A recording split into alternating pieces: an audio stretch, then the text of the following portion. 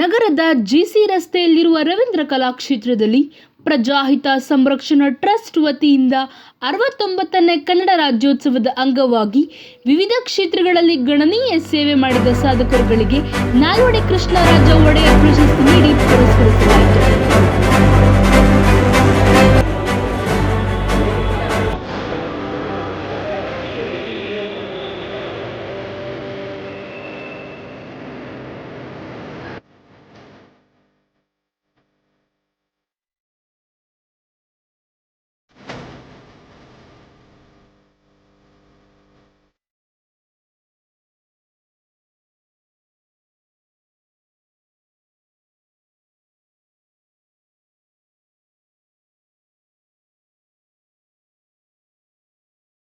ಕಾರ್ಯಕ್ರಮದ ದೇವಿಯ ಸಾನ್ನಿಧ್ಯವನ್ನು ಕಾಳಿದೇವಿ ಆರಾಧಕರು ಶ್ರೀ ಕ್ಷೇತ್ರ ಕೋಲಾರ ಪರಮ ಪೂಜ್ಯ ಶ್ರೀ ವೆಂಕಟರಾಮಪ್ಪ ಸ್ವಾಮೀಜಿಗಳು ವಹಿಸಿದ್ದರು.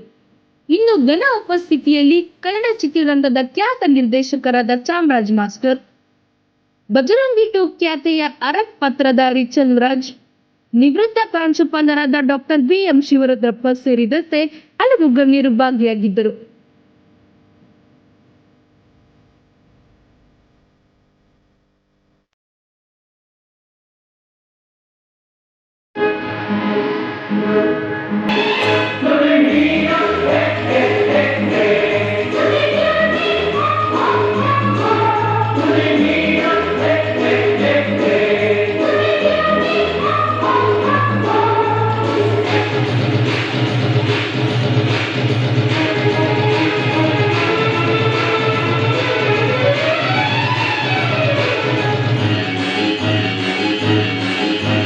ಮತ್ತಷ್ಟು ಸಿಗಲಿ ಅಂತ ಹೇಳುತ್ತಾ ಜಿ ಕಾವನಹಳ್ಳಿ ಬೆಟ್ಟಪ್ಪ ರಾವಣ್ ಅಂತಾರೆ ಸರ್ ಕ್ಯಾಮರಾ. ಬಳ್ಳಾರಿ ಜನತೆಯಿಂದ ಅಮ್ಮ ಎಂದೇ ಕರೆಸಿಕೊಳ್ಳುವ ಇವರ ಮೇಲೆ ತಾಯಿ ಮಾರಮ್ಮ ಆಹ್ವಾನೆಯಾಗಿ ಇವರು ನಂಬಿ ಬೇಡಿ ಬರುವ ಭಕ್ತಾದಿಗಳ ಕಷ್ಟಗಳನ್ನು ತಮ್ಮ ವಾಗ್ದಾನಗಳ ಮೂಲಕ ನಿರ್ವಹಣೆ ಮಾಡಿ ದಿನೇ ದಿನೇ ಭಕ್ತಾದಿಗಳ ಸಂಖ್ಯೆ ಹೆಚ್ಚುತ್ತಲಿದೆ. ಇವರು ಭಕ್ತರಿಂದ ಸಂಗ್ರಹವಾದ ಹಣವನ್ನು ಸ್ವಂತಕ್ಕೆ ಬಳಸದೆ ಸಮಾಜದ ತುಳಿತಕ್ಕೆ ಒಳಗಾದವರಿಗೆ ಸರ್ಕಾರಿ ಶಾಲಾ ಮಕ್ಕಳ ವಿದ್ಯಾಭ್ಯಾಸಕ್ಕೆ ಬಳಸುತ್ತಾರೆ.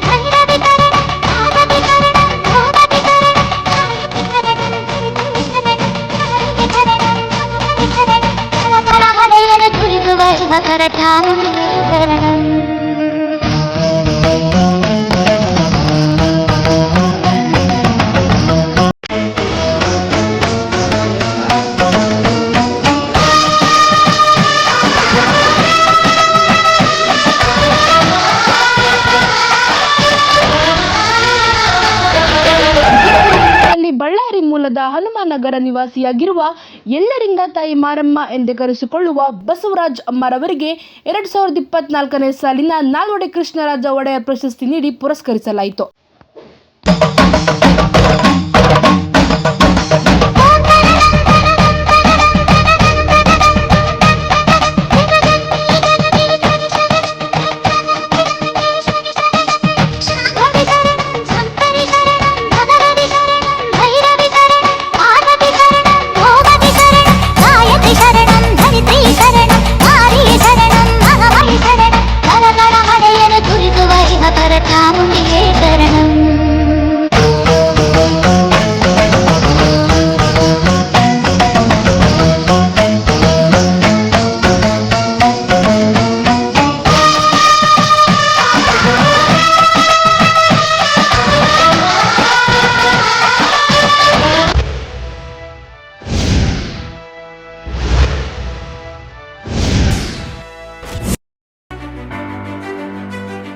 ಹೆಸರು ಬಸವರಾಜ್ ಅಲಿಯಾಸ್ ಅಮ್ಮ.